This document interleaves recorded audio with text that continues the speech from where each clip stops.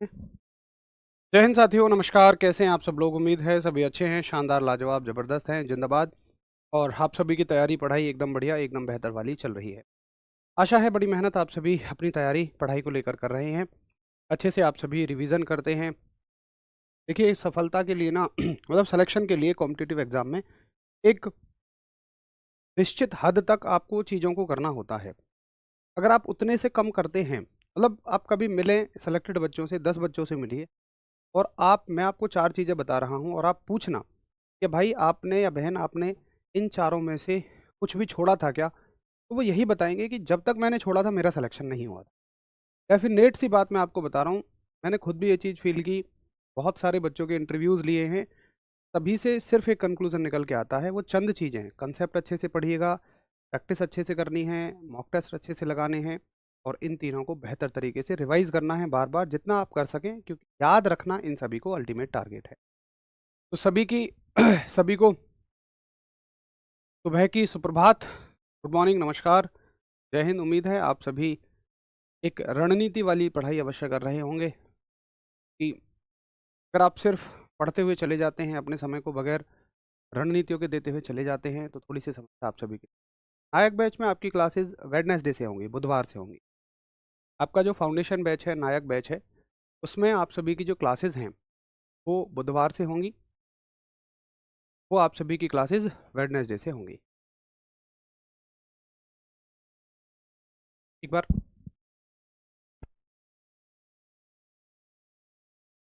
दीवानजी batch में recorded class अगर नहीं डाली जा रही है तो मैं एक बार देख लेता हूँ क्या कारण है। रिकॉर्डेड का मतलब उसमें तो लाइव चल रही है ना अभी हमारी ये। अगर आप ये कह रहे हैं कि क्लास रिकॉर्ड होने के बाद क्यों नहीं रह जाती है, तो उसका कारण हम देख लेते हैं। चलिए शुरू करें हम। और देखिए, हमें आज पढ़ना है, कल हमने क्या हेडिंग डाली थी, जहाँ तक मुझे याद है हम लोग पढ़ने वाले थे अवस्था परिवर्तन, फेज चेंज। अवस्था परिवर्तन यानी कि फेज चेंज। देखो, अवस्था परिवर्तन क्या होती है, फेज चेंज क्या होता है। फेज चेंज का मतलब होता है, अवस्था परिवर्तन का मतलब होता है, जैसे आप मान लीजिए बर्फ को लेते हैं, और बर्फ क्या है, एक ठोस है। हमने किसी कुल मिलाकर ठोस को लिया, एक सॉलिड को लिया, कुछ भी आप एग्जाम्पल ले सकते हैं, चाहे बर्फ लें, चाहे आप लोहा लें, कुछ भी लें। और अगर हम इसे गर्म करना शुरू करते हैं, यहाँ पर मैं क्या कर रहा हूँ, गर्म कर रहा हूँ, ये मैंने इसको हीट दी, मैंने इसको गर्म करना शुरू किया, तो ये वस्तु किस में बदल जाती है, जैसे बर्फ जो है वो पानी में बदल जाती है। पानी क्या है, लिक्विड है। यानी कि किसी भी ठोस को अगर आप गर्म करते हैं तो वो द्रव में बदल जाता है, यानी कि लिक्विड में बदल जाता है। तो यहां से प्रश्न बनता है कि बताइए, ठोस से द्रव में बदलने की प्रक्रिया को आप क्या कहते हैं? तो ठोस से द्रव में बदलने की प्रक्रिया को हम कहते हैं जी गलन, यानी कि मेल्टिंग। तो लिखेंगे, यहां थोड़ी जगह छोड़ देना, थोड़ी सी जगह, और उसके नीचे लिख लेना। मैं अगली स्लाइड पे लिख ले रहा हूं सारी डेफिनेशन। गलन यानी कि मेल्टिंग। तो मेल्टिंग क्या होती है, गलन क्या होता है? ठोस से द्रव में बदलने की प्रक्रिया। ठीक है, ठोस से बदल द्रव में बदलने की प्रक्रिया। Process of changing a liquid, process of changing A solid into liquid. बड़ी आसान सी बात है, हम इसको याद रख लेंगे। लेकिन जब एक टर्म दूसरी सामने हमारे आती है, एक तरफ पढ़ते हैं हम गलन यानी कि मेल्टिंग, और एक दूसरी टर्म इसी से मिलती जुलती हमारे सामने आ जाती है, गलनांक। तो या तो हम ये कहकर आगे बढ़ जाते हैं कि दोनों सेम हैं, मेल्टिंग पॉइंट, या कह देते हैं ठीक है छोड़ो, मेल्टिंग पढ़ लिया, मेल्टिंग पॉइंट को छोड़ देते हैं। लेकिन आखिर दोनों में फर्क क्या है, गलन में और गलनांक में, मेल्टिंग और मेल्टिंग पॉइंट में क्या फर्क है? देखिए, पहले आप दो चीजों का फर्क समझिए। एक तो होती है प्रक्रिया और एक होता है बिंदु। प्रक्रिया और बिंदु में क्या फर्क है? भाई, ये जो बर्फ का टुकड़ा है, मैंने इसको हीट देनी शुरू करी, मान लो इतनी सारी बर्फ है मेरे पास, तो ऐसा तो है नहीं कि हीट देते ही एकदम से ये पानी बन जाएगा, नहीं। बर्फ अपने अंदर हीट को सोखती रहेगी, सोखती रहेगी, सोखती रहेगी, कि बर्फ के पानी बनने तक एक निश्चित ऊर्जा की आवश्यकता है, निश्चित एनर्जी की आवश्यकता है। और एनर्जी कहाँ से दे रहे हैं हम उसको? हीट की फॉर्म में दे रहे हैं, ऊष्मा की फॉर्म में दे रहे हैं। तो बर्फ कुछ समय तक उस हीट को सोखती रहेगी, सोखती रहेगी, और जब वो बिल्कुल लास्ट पर पहुंच जाएगी, जैसे ये ग्लास है ना, इसमें आप पानी भरो, तो इसलिए पानी को लेता रहेगा, लेता रहेगा, लेता रहेगा, लेकिन एक समय जब ऐसा आएगा तो ये कहेगा इसके बाद अगर तुमने मुझ में पानी भरा तो मैं बाहर गिरा दूंगा। तो बर्फ कहेगी इसके बाद अगर तुमने मुझे जरा सी भी हीट दी तो मैं अवस्था को परिवर्तित कर दूंगी। तो इसका मतलब देखो, यहां तक, यहां तक, यहां तक, यहां तक, यहां तक, यहां तक, यहां तक बर्फ ये कह रही है कि मुझे तुम हीट देते रहो, कोई इशू नहीं है, बट यहां वो कह रही है कि अगर तुमने मुझे जरा सी भी हीट दी तो मैं अपनी अवस्था को परिवर्तन कर दूंगी। तो ये जो है, ये एक बिंदु है, ये एक बिंदु है, पॉइंट है इसका, गलन की प्रक्रिया का। तो गलन की प्रक्रिया का बिंदु कह लो, अंक कह लो, गलन की प्रक्रिया का अंक जो है वो क्या कहलाता है? गलनांक कहलाता है। मेल्टिंग की प्रोसेस का जो लास्ट पॉइंट है वो मेल्टिंग पॉइंट कहलाता है। भैया जी ये बात आपको समझ में आई?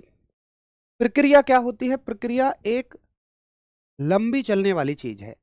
भाई हो सकता है इसमें 10 सेकंड लगे, 15 सेकंड लगे, लेकिन इस प्रक्रिया का आखिरी सेकंड जो है, 10वां सेकंड जो है, वो हम उस पर जो टेम्परेचर रहा होगा, उस पर जो तापमान रहा होगा, उसको हम कहेंगे गलनांक। तो प्रक्रिया के आखिरी बिंदु को हम अंक कहते हैं। फिजिक्स की दीवान जी बैच में फिजिक्स की क्लास।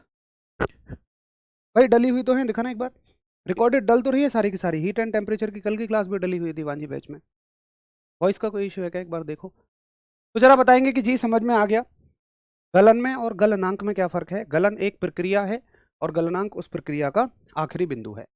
तो गलनांक क्या होता है कि किसी भी वस्तु का वह तापमान, अब अंक से मतलब क्या है? यहाँ तापमान ही तो है, तो वह तापमान जिस पर वो बस तुरंत बदल जाती है, तो आप कहेंगे गलनांक क्या है? कि वह बिंदु कह लो, तापमान कह लो, ये पूरी एक प्रक्रिया है और ये पूरा एक बिंदु है बस।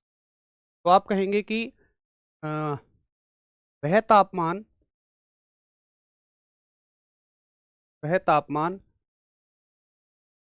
जिस पर ठोस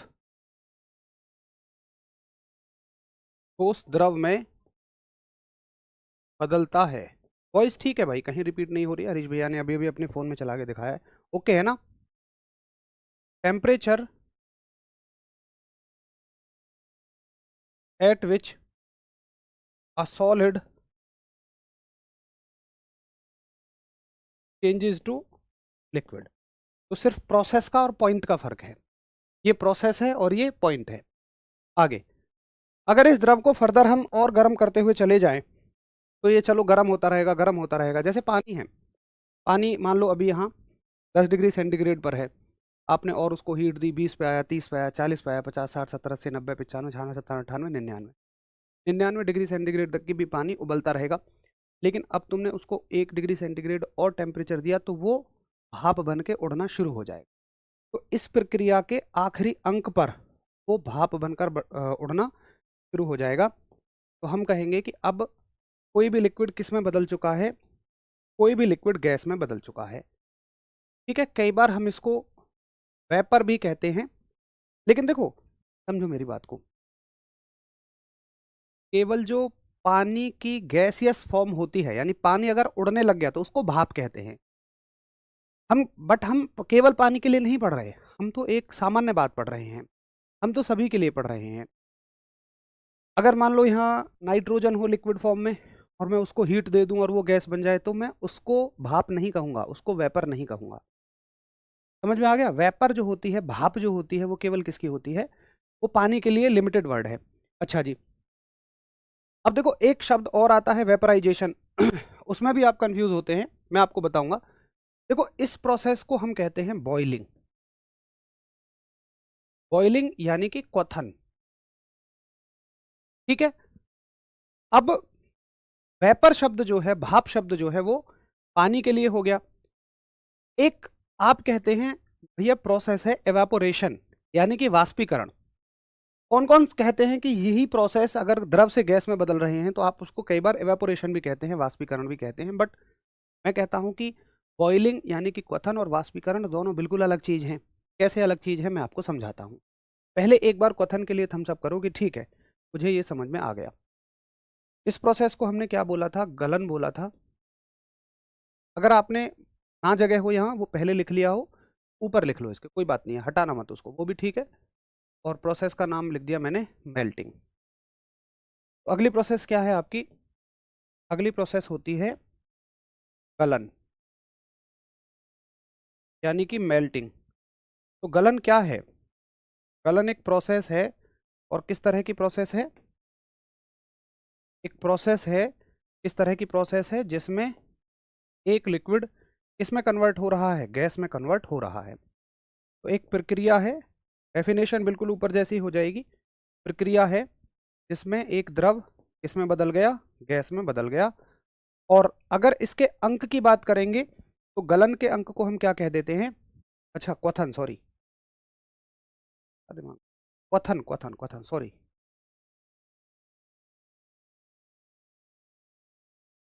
यानी कि बॉइलिंग, और क्वथन का जो अंक है ये क्या है? क्वथनांक। बॉइलिंग का जो पॉइंट है ये है आपका बॉइलिंग पॉइंट। ठीक है, तो बॉइलिंग पॉइंट क्या है? क्वथनांक क्या है? वह अंक जिस पर कोई लिक्विड गैस में बदल जाता है। एक बार सभी थम्स अप करें। ठीक है, यहां तक ओके है? अच्छा, अभी आगे बढ़े आप। अगर ये नोट हो गया हो तो प्लीज एक बार थम्स अप कर दो, मैंने देखा नहीं।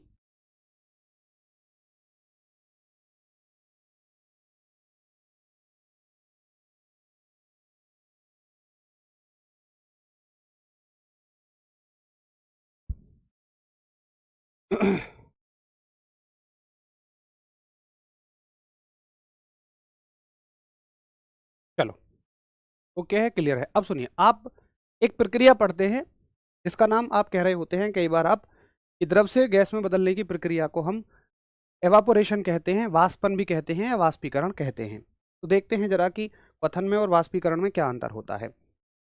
एक प्रक्रिया आपकी फेवरेट, वाष्पीकरण। वाष्पीकरण, एवापोरेशन।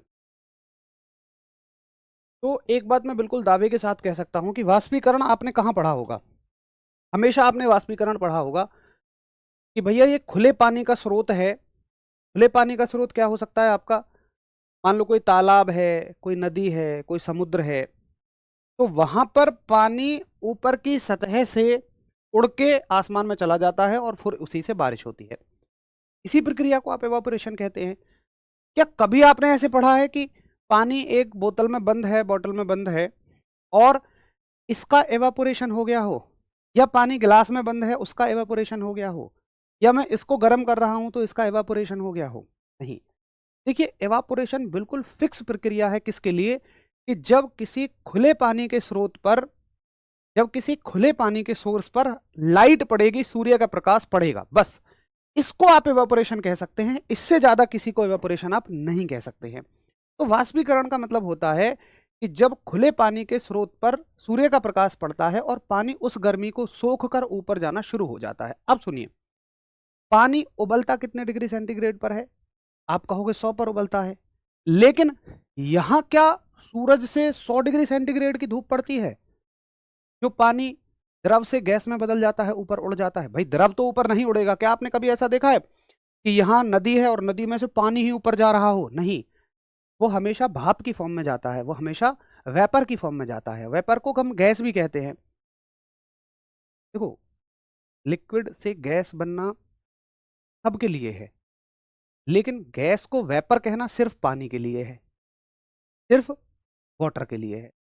तो होता क्या? अब यहां ये प्रश्न आता है कि यार यहां तो 100 डिग्री सेंटीग्रेड तापमान नहीं होता, सूर्य की लाइट जो पड़ रही है, लेकिन होता क्या है? देखो, या तो तुम 100 डिग्री से, फॉर एग्जांपल मान लो इतना पानी है मेरे पास, मुझे इसको भाप बनाना है।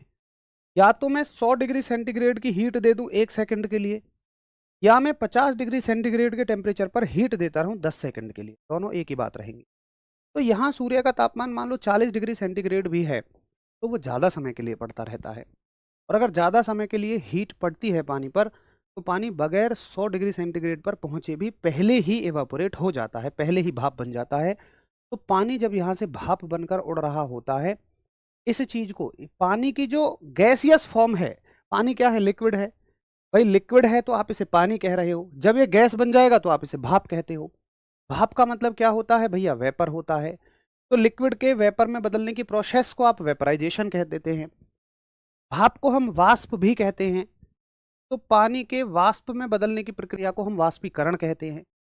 तो वाष्पीकरण केवल पानी के लिए है, और कौन से पानी के लिए है, जो ओपन सोर्स है, खुला स्रोत है, और केवल ऊपर की सतह के लिए है, क्योंकि प्रकाश केवल ऊपर की सतह पर पड़ता है। ऐसा नहीं है कि पानी यहाँ के पानी को भाप बना देगा। आप कहोगे फिर ऊपर की परत चली जाएगी तो नीचे का नंबर आ जाएगा। अरे फिर वही ऊपर की हो जाएगी भाई। तो हमेशा हम एक शब्द पेपर में पूछा ही जाता है कि वाष्पीकरण सतही परिघटना है, एवापोरेशन एक सरफेस का फिनोमेना है। तो एक बार थम्स अप करें कि मुझे समझ में आ गया वाष्पीकरण और क्वथन में क्या अंतर है, बॉइलिंग में और एवेपोरेशन में क्या अंतर है। दोनों में ही एक लिक्विड गैस में बदल रहा है, but evaporation is totally reserve only for the water. ये केवल पानी के लिए कह सकते हो आप, किसी और चीज के लिए नहीं। तो लिखना शुरू करेंगे यहाँ के बाद में अगली प्रक्रिया, वाष्पीकरण यानी कि एवापोरेशन। तो एवापोरेशन एक प्रोसेस है, एक प्रक्रिया है जिसमें केवल वाटर इसमें बदल जाता है, वाटर जो है वो वेपर में बदल जाता है।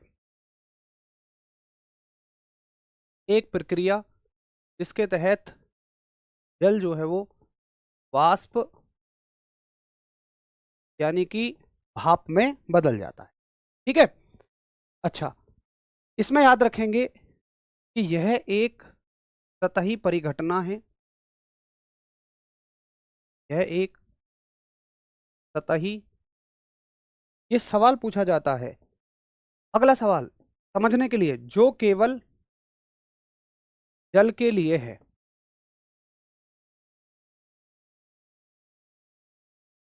तो ये कैसी फिनोमिना है, ये एक सरफेशियल फिनोमिना है। This is a surface phenomena which is only for water. और कैसे सोर्स के लिए है, ओपन सोर्स के लिए है। ठीक है, अच्छा अब आगे चलें। देखो बॉइलिंग हो गई, बॉइलिंग पॉइंट हो गई।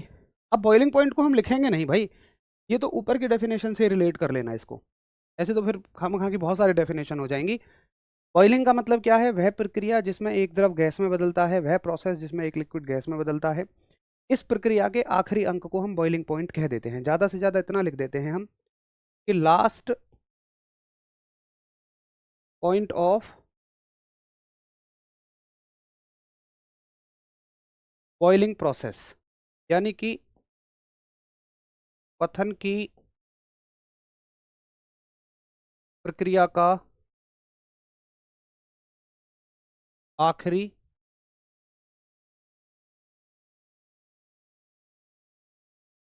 अंक। तो क्वथनांक को लिखिए, फिर अगली चीज को नोट कर लीजिएगा। एक बार फटाफट से थम्स अप करेंगे। अरे यार इतनी इतनी चीजें, क्वथनांक छूट गया, क्वथनांक छूट गया, इतनी चीजों को तो खुद भी लिख सकते हो तुम।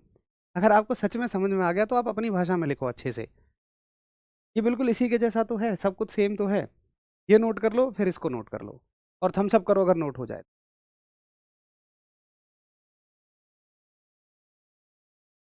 कुछ मोटिवेशन बोलिए भैया, जब थम्स अप कर देना एक बार नोट हो जाए तो। मुझे तो समझ ही नहीं आता आप लोगों को भी क्यों मोटिवेशन की जरूरत पड़ती है। मोटिवेशन की जरूरत उनको पड़ती है जिनके पास विकल्प होते हैं। मतलब कि भैया मेरे पास ए और बी दो ऑप्शन हैं, बट मैं चुनना चाहता हूँ ए, तो मुझे ए के लिए मोटिवेट करिए। मेरा कहने का मतलब है कि मोटिवेशन की ज़रूरत उन लोगों को पड़ती है कि भैया जी मेरे पापा जी के पास तो करोड़ों रुपए हैं, और वो मुझे बिजनेस कराना चाहते हैं, बट मेरा मन सरकारी नौकरी का है, तो मुझे मोटिवेट करिए कि मैं सरकारी नौकरी की तरफ जाऊं, जबकि बिजनेस करना आसान हो जाएगा मेरे लिए, क्योंकि मुझे बना बनाया सेटअप मिलेगा मेरे फादर का। और सरकारी नौकरी के लिए मुझे खुद से मेहनत करनी पड़ रही है, बट वो मेरी आत्मिक इच्छा है।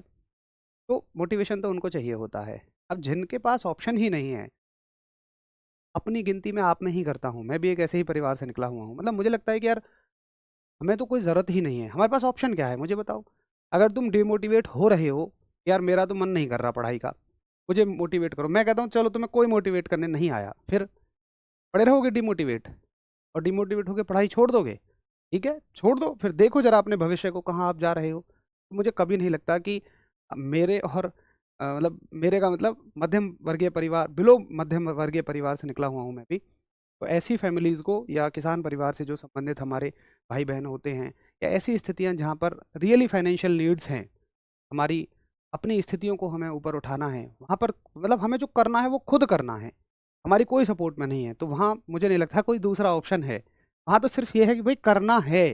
मुझे तो लगता है तुम औरों के लिए मोटिवेशन बनो। चलो, ये क्लियर हो गया वाष्पीकरण। अब सुनो, कभी आपने देखा होगा जब आप चाय बनाते हैं या पानी गर्म करते हैं, तो ये आपका पानी गर्म करने का बर्तन है और उसके ऊपर रखी हुई ये प्लेट है, स्टील की या तस्तरी है। अब यहाँ पर जो पानी है या चाय है, अगर आप उसको ज़्यादा खौलाओगे, ज़्यादा उबालोगे, तो वो भाप बनेगा। और भाप बनने का मतलब, पानी भाप बनने का मतलब 100 डिग्री सेंटीग्रेड। तो पानी ने कितना तापमान ले लिया, 100 डिग्री सेंटीग्रेड तक का। स्टील तो 100 डिग्री सेंटीग्रेड पर नहीं है भाई, प्लेट तो ठंडी होगी, हो सकता है 25 डिग्री सेंटीग्रेड पर हो। तो जब गर्म भाप ठंडी स्टील से मिलती है, तो ठंडी वस्तु गर्म वस्तु से ऊष्मा को ले लेती है ना, और खुद भी गर्म हो जाती है। तो जब ये इससे ऊष्मा को लेगी, स्टील इससे ऊष्मा को लेगी, तो ये भाप जो है ठंडी हो जाएगी। अब मुझे बताओ भाप ठंडी होकर क्या बनेगी। अगर लिक्विड या पानी गर्म होकर भाप बनाता, तो भाप ठंडी होकर पानी ही बनेगी, मतलब लिक्विड फॉर्म में आ जाएगी। तो किसी भी गैस को अगर आप ठंडा करोगे, अच्छा हाँ, इसके फलस्वरूप आपको दिखता होगा कि प्लेट पे ना कुछ कुछ बूंदें जम जाती हैं। वो किसकी बूंदें होती हैं, भाप वापस से पानी बन जाती है ठंडी होने पर, प्लेट से टकराते ही। तो अगर आप किसी भी गैस को ठंडा करेंगे, तो गैस को ठंडा करने पर वो वापस से लिक्विड में बदल जाएगी, और इस चीज को हम कहते हैं कंडेंसेशन। कंडेंसेशन, कंडेंसेशन का हिंदी मतलब हो जाएगा संघनन। तो संघनन क्या प्रक्रिया है जिसमें कोई भी गैस द्रव में बदल जाती है। तो अगली प्रोसेस आप नोट करें, संघनन।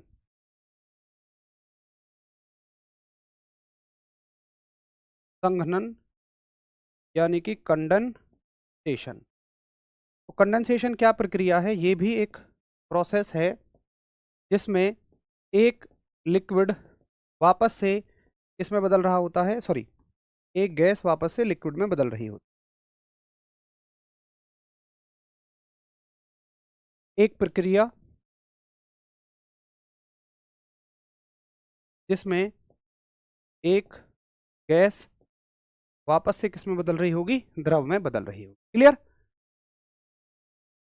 अच्छा आगे अगर आप ये कहें इसका अंक क्या होता है, तो देखो वैसे तो इसका अंक है संघननांक, लेकिन वो कभी पूछा नहीं जाता, आज तक कोई सवाल नहीं बना। संघननांक, संघननांक सुनने में अजीब लग रहा होगा क्योंकि आपने कभी सुना नहीं है। कंडेंसेशन का पॉइंट तो अब शायद लिखवाने की जरूरत नहीं है, इसको खुद से आप लिख भी सकते हैं, इससे कोई सवाल नहीं बनता कि संघनन की प्रक्रिया का आखिरी अंक। बस एक बार हम सब करेंगे, क्लियर है। अरे अतिन कुमार पूरा बिल्कुल यहाँ, मतलब तुम यार पूरी व्यापारिक जानकारी ले लोगे कि दारू भी वाष्प से बनती है। भैया जी प्लीज़ रिक्वेस्ट है, ऐसे तो 1000 सवाल हैं, आप कोशिश करिए कि स्लाइड से रिलेटेड आप सवाल पूछें, स्लाइड से रिलेटेड डाउट पूछिए, है ना।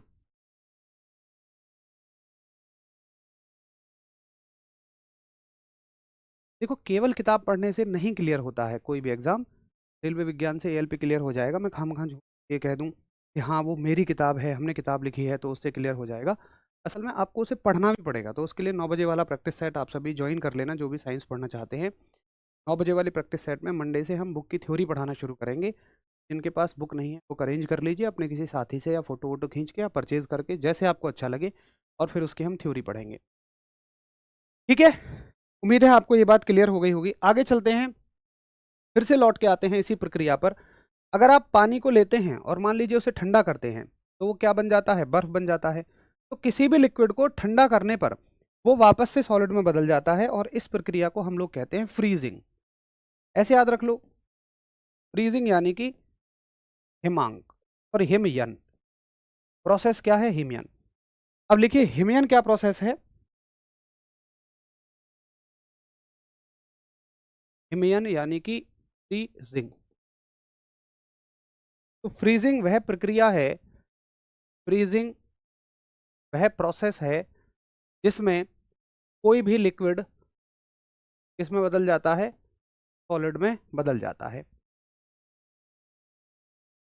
वह प्रक्रिया जिसमें कोई भी द्रव किसमें बदल रहा होता है, एक ठोस में बदल रहा होता है। और इस प्रक्रिया के आखिरी अंक को हम लोग हिमांक कहते हैं। तो आप खुद से भी लिख सकते हैं हिमांक, फ्रीजिंग पॉइंट। अब फिर शायद जरूरत भी नहीं है लिखने की, ऐसे ही याद रखेंगे कि हिमयन प्रक्रिया के आखिरी अंक को हम हिमांक कहते हैं। ठीक है, रात के 9 बजे प्रैक्टिस सेट चलता है आपका रोजगार विदंकित मेन चैनल पे, जो हमारा रोजगार विदंकित यूट्यूब चैनल है उस पर चलता है, वहां से आप अटेंड कर सकते हैं। रेलवे ग्रुप डी के लिए प्रैक्टिस सेट चले हुए हैं, उनमें विद बुक हम थ्योरी पढ़ेंगे। असल में क्या होता है ना कि बुक में हमने जो लिखा वो आपको तब तक नहीं समझ आता जब तक आप उसको सुनते नहीं हैं या उसको एक्सप्लेन नहीं करते हैं। तो उम्मीद है आपको 4 प्रोसेस, 5 प्रोसेस, 5 प्रक्रियाएं और उनके पांचों अंकों में फर्क समझ में आ गया होगा कि क्या प्रोसेस होती है और क्या उनके अंक होते हैं। ये बहुत अंतर समझना जरूरी है, नहीं तो हम दोनों को सेम सेम सा करते रहते हैं। चलो, ये बात आपको सबको समझ में आ गई। अब देखो, एक प्रक्रिया आती है इन सबसे अलग, और वो प्रक्रिया होती है आपकी ऊर्ध्वपातन, और सबसे इंपॉर्टेंट प्रक्रिया है, सबसे अलग और सबसे इंपॉर्टेंट ऊर्ध्वपातन। और इसको हम इंग्लिश में बोलते हैं सब्लिमेशन। सब्लिमेशन, देखो कुछ चीजें ऐसी होती हैं, जैसे कपूर उठाइए आप। अगर आप कपूर को गर्म करेंगे ना तो कभी आप उसे लिक्विड बनते हुए देखेंगे ही नहीं। दुनिया की अधिकतम वस्तुओं का क्रम ये होता है कि पहले वो अगर ठोस में है, आप उन्हें गर्म करेंगे तो वो द्रव में बदलेंगी, और अगर और ज्यादा गर्म करेंगे तो गैस में बदल जाएंगी। बट कपूर अगर आप ठोस में देखना, आप उसमें जलाना, कपूर पूजा वगैरह में इस्तेमाल होता है, आप उसको जलाना, कभी आप उसे देखेंगे ही नहीं कि वो लिक्विड बना। वो सीधा सीधा भाप बन के उड़ जाएगा, सीधा वेपर बन के उड़ता रहेगा। आप कितना भी 10 किलो कपूर भी लोगे, उसको भी आग लगाओगे तो कभी उसको लिक्विड बनते हुए नहीं देखोगे, सीधा गैस में ट्रांसफर हो जाएगा। तो ये कलाकार लोग जो ठोस से सीधा द्रव में बदल जाते हैं, उनको हम कहते हैं, उनकी प्रक्रिया को कहते हैं हम ऊर्ध्वपातन। यानी कि किसी ठोस के सीधा सीधा द्रव में बदलने की प्रक्रिया ऊर्ध्वपातन कहलाती है। ये मान लीजिए एक ठोस है, सॉलिड है, और ये डायरेक्टली किस में बदल गया, गैस में बदल गया। तो लिखेंगे कि किसी ठोस के सीधा गैस में बदलने की प्रक्रिया, किसी ठोस के सीधा गैस में बदलने की प्रक्रिया, the process of changing a solid into gas. तो ये द्रव में ही नहीं बदलते हैं। अब इसका एग्जाम्पल क्या है, आप लिखेंगे इसके एग्जाम्पल हैं भैया जी, इनके एग्जाम्पल हैं, जैसे कि कपूर उठाइए आप, इसको हम बोलते हैं कैम्फर। ठीक, उसके बाद इसको लिख सकते हैं हम जैसे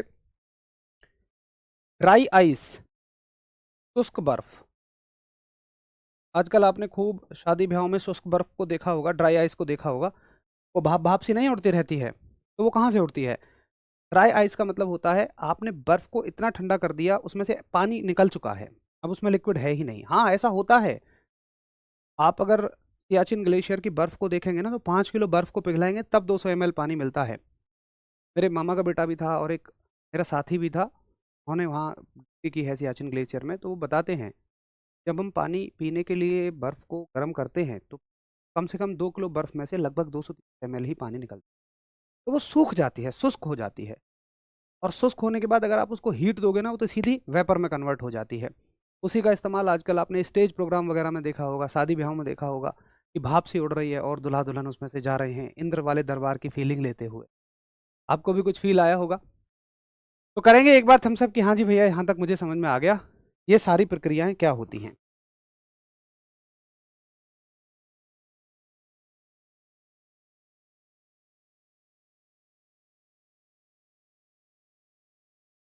अभी एक बार थम्स अप करेंगे और हम कह सकते हैं कि हाँ, हमने अवस्था परिवर्तन के टॉपिक को बड़े अच्छे से समझ लिया है। यहाँ तक आपका अवस्था परिवर्तन बिल्कुल ओके हो गया है, क्लियर हो गया है।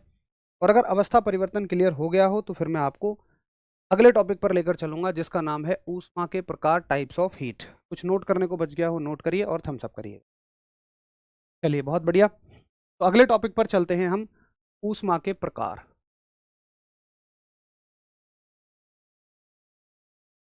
ऊष्मा के प्रकार,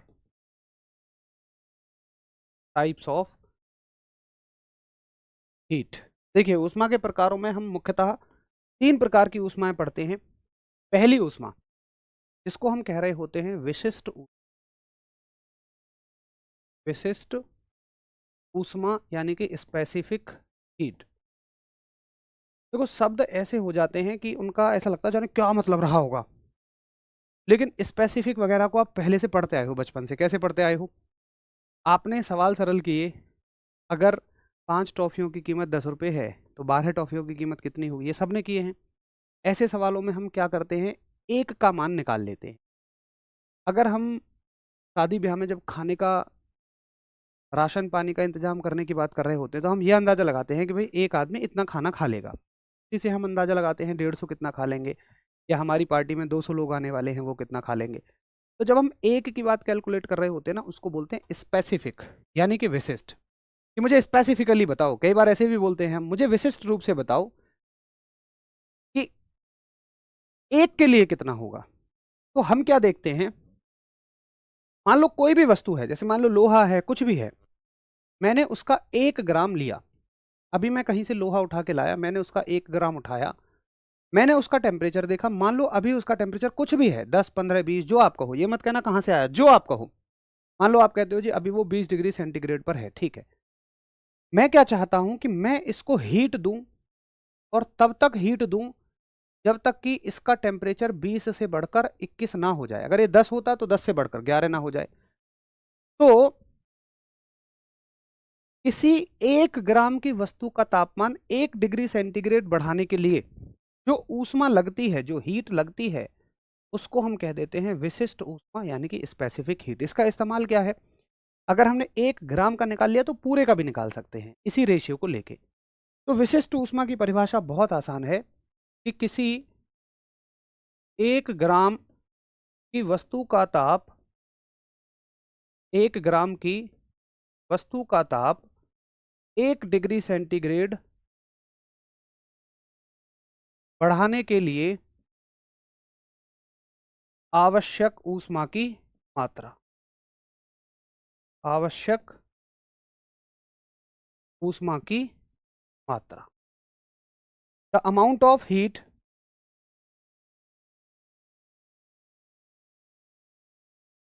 the amount of heat needed to या required to raise the temperature of 1 gram body by 1 degree centigrade. देखो, सबसे इंपॉर्टेंट विशिष्ट ऊष्मा से क्या पूछा जाता है, सबसे इंपॉर्टेंट विशिष्ट ऊष्मा से पूछा जाएगा कि बताइए इसका मात्रक, इसकी यूनिट क्या होती है। तो इसकी यूनिट होती है, हम ले रहे हैं, अगर देखो आप यहां पर ग्राम ले रहे हो, तो ग्राम का मतलब फिर आप ऊष्मा कैलोरी में दोगे। ये मात्रकों की पद्धति के हिसाब से चलता है। जैसे एफपीएस पद्धति है, अगर वहां लंबाई को आप फुट में ले रहे हो तो द्रव्यमान पाउंड में ही लेना पड़ेगा। एमकेएस है, लंबाई को मीटर में ले रहे हो तो द्रव्यमान किलोग्राम में ही लेना पड़ेगा। ऐसे ही सीजीएस पद्धति में ये सीजीएस पद्धति में चल रहे हैं अभी हम। अगर आप द्रव्यमान को ग्राम में ले रहे हैं तो सीजीएस पद्धति में फिर ऊष्मा को कैलोरी में लोगे, जूल में नहीं लोगे, क्योंकि जूल में तो ऐसा ही हो जाएगी। जूल में कब लोगे? अगर आप कह रहे हो नहीं मैं तो ऊष्मा को जूल में लेना चाहता हूं, तो आप क्या कहोगे कि ऊष्मा को ले लो भाई आप जूल में। जूल कैसा मात्रक है? ऐसा ही, तो यहां पर भी ऐसा ही मात्रक रखो। फिर आप क्या कहोगे? ग्राम की जगह तो कहोगे किलोग्राम, और डिग्री सेंटीग्रेड की जगह कहोगे केल्विन। ठीक है, तो दोनों मात्रक बन सकते हैं। अगर आप कैलोरी के हिसाब से बनाना चाहो तो आप कहोगे मात्रक बनेगा कैलोरी पर, कैलोरी के साथ ग्राम और डिग्री सेंटीग्रेड चलता है। या अगर आप जूल में लेना चाहते हैं तो जूल के साथ किलोग्राम और केल्विन चलता है। दोनों एक साथ नहीं पूछे जाएंगे, या तो ये पूछा जाएगा या तो ये पूछा जाएगा, और दोनों ही बड़े इंपॉर्टेंट हैं। कर दो एक बार थम्स अप कि भैया खूब अच्छे से समझ आ गया। फिर हम अगले प्रकार पर चलते हैं। मंडे से रात के 9 बजे क्लास चल रही है वो पहले से ही, उसमें बुक पढ़ानी शुरू करेंगे विज्ञान की। तो उस क्लास को वो अटेंड करो केवल जो स्पेशली रेलवे की तैयारी कर रहे हैं, क्योंकि उसमें हम गहराई में साइंस पढ़ेंगे। या जिन साथियों का मन होता है, उत्सुकता होती है गहराई में साइंस पढ़ने की, वो उस क्लास को ज्वाइन कर सकते हैं। रात के 9 बजे यूट्यूब पे चलेगी, रोजगार विद अंकित चैनल पे चलेगी। रेलवे ग्रुप डी की सीरीज के नाम से है वो।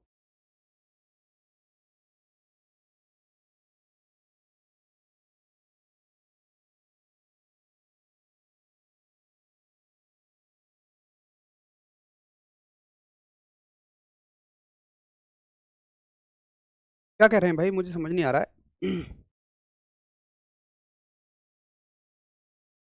केमिस्ट्री में कुछ और पढ़ाया गया है, आप कुछ और पढ़ा रहे हैं। बताओ भाई किस टॉपिक को लेकर कह रहे हो बादल आप? किस टॉपिक में कंफ्यूजन है? अगर केमिस्ट्री वाले सर ने शायद किसी चैप्टर में पढ़ाया होगा, तो किस टॉपिक को लेकर कंफ्यूजन है? ये टॉपिक केमिस्ट्री में ये बात पढ़ाई गई थी और यहाँ पर ये बात पढ़ाई गई। एक बार बता देंगे सभी, या जो भी साथियों ने पढ़ा हो उनका कोई डाउट आ रहा हो तो प्लीज़ एक बार बताएंगे। अच्छा,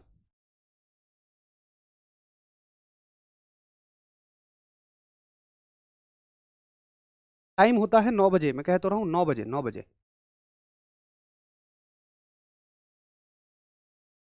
चलिए आगे, यहाँ तक हमारा कवर हो गया। ऊष्मा के प्रकार में पहला प्रकार विशिष्ट ऊष्मा। अब देखिए दो और प्रकार होते हैं, और विशिष्ट ऊष्मा अपने आप में सेपरेट है, बट वो दोनों प्रकार जो हैं वो एक दूसरे से संबंध रखते हैं। कैसे कैसे हैं दोनों प्रकारों को समझिए। देखो, एक होता है दूसरी ऊष्मा हम बोलते हैं। अच्छा, ये ऊष्मा जो है ये हमें क्लियर समझ में आ गई। विशिष्ट ऊष्मा जो है कि विशिष्ट ऊष्मा क्या करती है? तापमान को बढ़ाती है। अच्छा देखिए, विशिष्ट ऊष्मा में हम कभी ये नहीं कहते हैं अवस्था परिवर्तन में। बताओ क्या इशू आ रहा है अवस्था परिवर्तन में?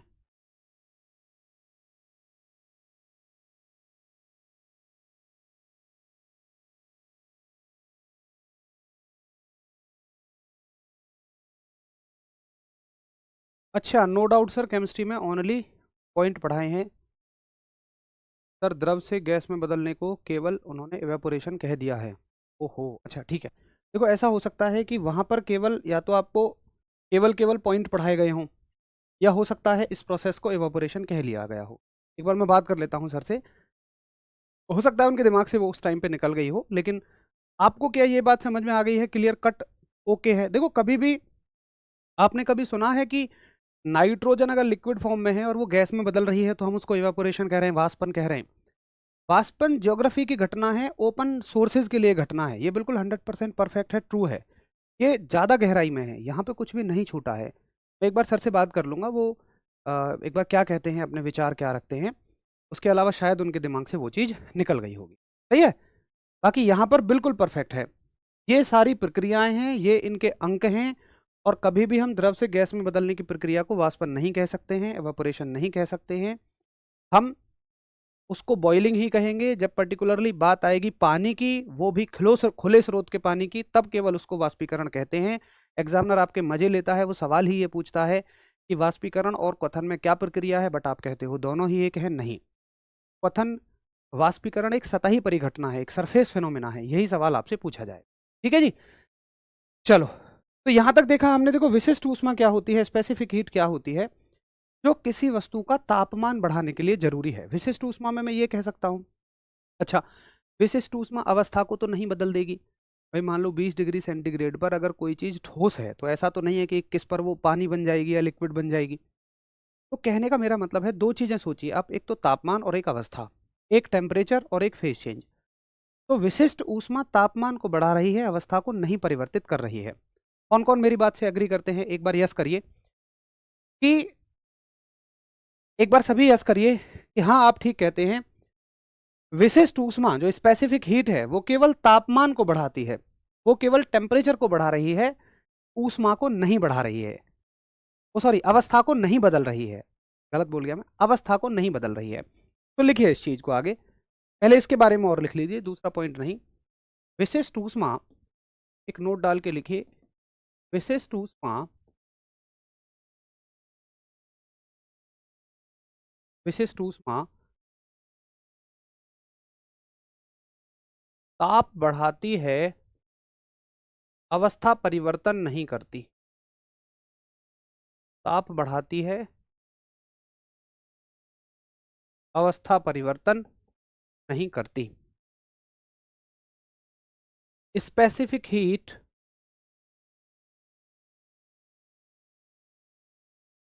only changes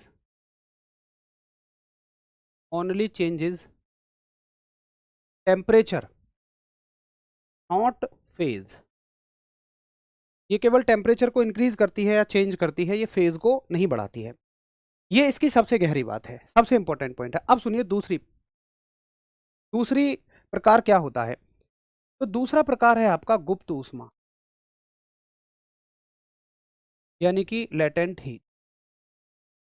भाई इसको ना थोड़ा सा ध्यान से समझना, ठीक है? लेटेंट हीट को थोड़ा ध्यान से समझना।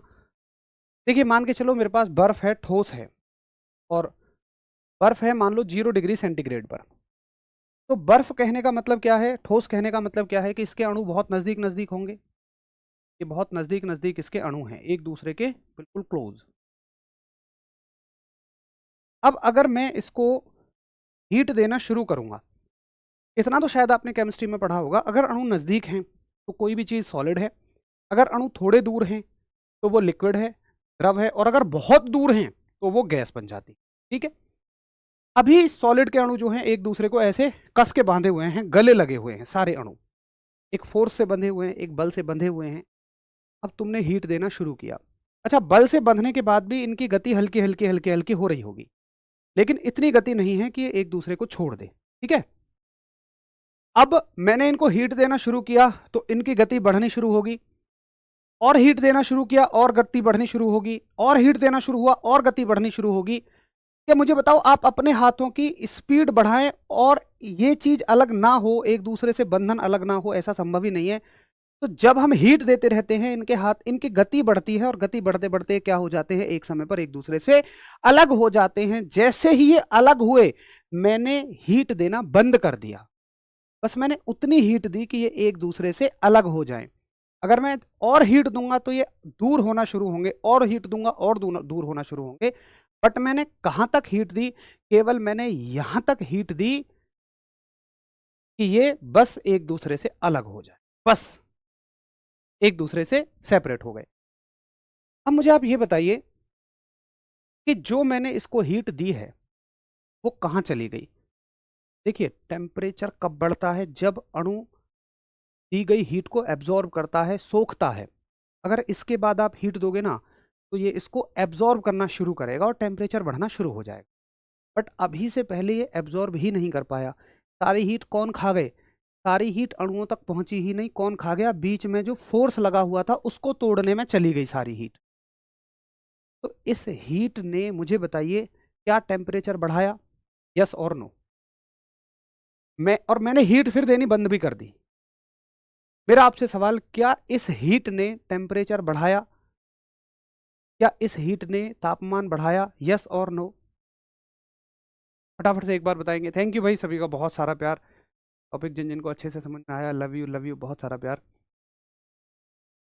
क्या इस ऊष्मा ने टेम्परेचर बढ़ाया होगा? बहुत अच्छा उत्तर है नहीं। ये ऊष्मा तो सारी चली गई इनके बीच के फोर्स को तोड़ने में, बल को तोड़ने में।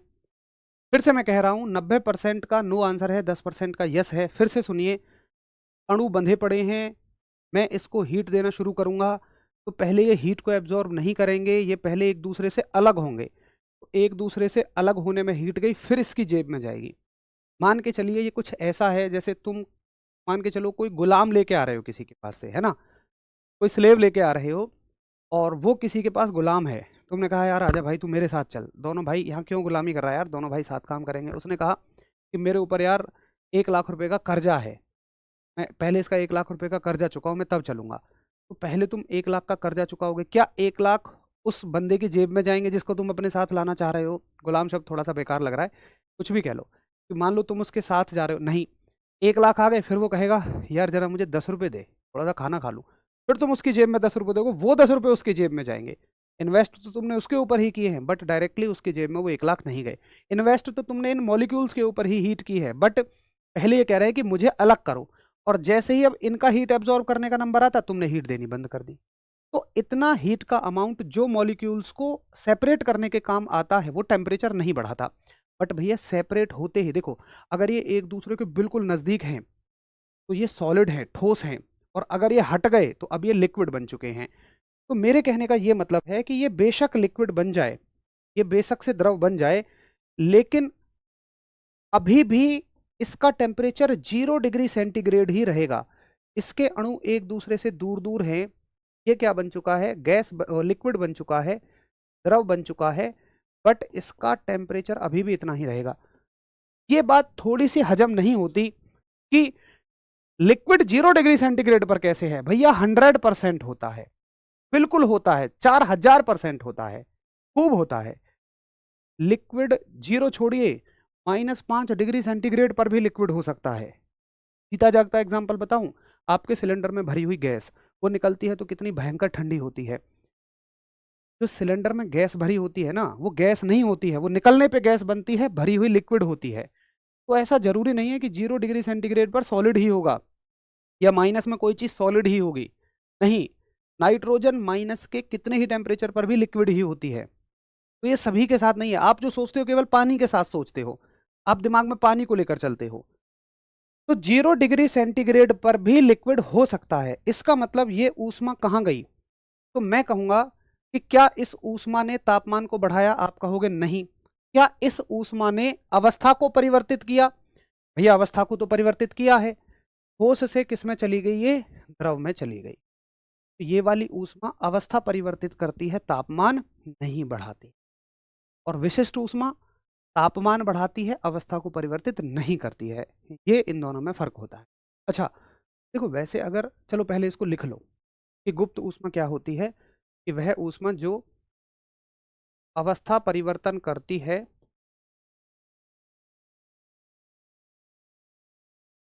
अवस्था परिवर्तन करती है, ताप नहीं बढ़ाती, only changes the phase,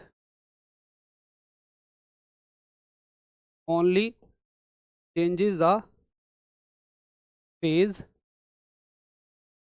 not increases temperature. ये तापमान नहीं बढ़ाती। अच्छा सुनो, अगर मान लो जनरली हम पूछें, मान लो किसी ने गुप्त ऊष्मा नहीं पढ़ी, मैं उससे पूछूं जनरली कि भैया मैं किसी वस्तु को ऊष्मा दे रहा हूँ, क्या उसका तापमान बढ़ेगा? मैं किसी वस्तु को हीट दे रहा हूँ, क्या उसका टेम्परेचर बढ़ेगा? सर हाँ में होगा। हाँ भाई ऐसा लगता है, हीट दोगे तो टेम्परेचर बढ़ेगा ही बढ़ेगा, ऊष्मा दोगे तो तापमान बढ़ेगा ही बढ़ेगा, लेकिन यहाँ ऐसा नहीं हो रहा।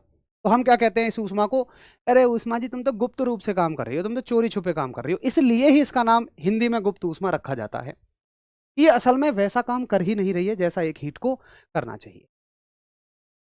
अब उम्मीद है आपको ये बड़े अच्छे से समझ में आ गई होगी कि किस तरह से इसको हम सेंसिबल स्पेसिफिक और लेटेंट को हम पढ़ते हैं। तो दो तरह की ऊष्माएं हो गई, एक स्पेसिफिक हो गई और एक गुप्त ऊष्मा हो गई। इसका मात्रक आपसे पूछा जाएगा तो अवश्य ही अच्छे से इसका मात्रक याद रखेंगे, इसकी यूनिट याद रखेंगे, और इसकी यूनिट होती है आपकी जूल, या तो जूल पर किलोग्राम कहिए, या अगर आप कैलोरी में कहना चाह रहे हैं तो कैलोरी पर ग्राम कहिए। ठीक है, कैलोरी पर ग्राम, या तो जूल पर केजी या कैलोरी पर ग्राम। अगला सवाल आपसे क्या पूछेगा, इसमें सवाल पूछेगा कि बताइए, केवल वाटर के लिए पूछेगा। देखो भाई, फिर से वही, किसी भी तरह के सॉलिड से लिक्विड बनाया जा सकता है, चाहे वो लोहा है, पानी है, प्लास्टिक है, कांच है, कुछ भी है। बट सवाल किससे आएगा? सवाल केवल और केवल आपके सिलेबस में वाटर से आएगा, पानी से आएगा। तो आपसे पूछा जाएगा कि जल के लिए, फॉर वाटर, अगर पानी को हम सॉलिड से लिक्विड में बदल रहे हैं तो बताओ ये किस तरह की ऊष्मा हो जाएगी। एक सेकंड रुकना। जल के लिए, वाटर के लिए, अगर हम एक ठोस को लिक्विड में बदल रहे हैं तो हम कहेंगे गलन की प्रक्रिया है। तो गलन की गुप्त ऊष्मा पूछेगा कि बताओ गलन की गुप्त ऊष्मा। तो गलन शब्द कहते ही अंडरस्टूड है कि सॉलिड लिक्विड में चेंज हो रहा होगा, यानी कि लेटेंट हीट ऑफ मेल्टिंग। तो ये होती है 80 कैलोरी पर ग्राम। याद रखेंगे, ये फैक्ट है, सीधा सीधा एग्जाम में छपेगा। वाटर के लिए लेटेंट हीट कितनी होगी गलने के लिए? तो ये होगा 80 कैलोरी पर ग्राम। केवल वाटर के लिए पूछेगा, किसी और के लिए बिल्कुल भी नहीं। गलन की पूछ ली, उसके अलावा पूछेगा वाष्पन की, वाष्पन की गुप्त ऊष्मा। वाष्पन की गुप्त ऊष्मा, वाष्पन की कह देगा या क्वथन की कह देगा? पानी के लिए तो दोनों ही चीजें ठीक है ना, वाष्पन भी कह सकते हो आप, क्वथन भी कह सकते हो। तो वाष्पन को ब्रैकेट में कर लो, क्वथन की गुप्त ऊष्मा, लेटेंट हीट ऑफ बॉइलिंग या एवापोरेशन। तो इसका उत्तर रहेगा आपका, ये होती है 533 कैलोरी पर ग्राम। इस बात का ये मतलब है कि देखो, अगर आप 1 ग्राम लिक्विड को भाप में बदलना चाहते हैं, अगर आप 1 ग्राम लिक्विड को भाप में बदलना चाहते हैं तो आपको 533 कैलोरी ऊष्मा देनी पड़ेगी। यहां क्या मतलब है? अगर आप 1 ग्राम ठोस को मतलब बर्फ हो गया, पानी ठोस है तो बर्फ है, 1 ग्राम बर्फ को पानी में बदलना चाहते हैं तो आपको 80 कैलोरी ऊष्मा देनी पड़ेगी।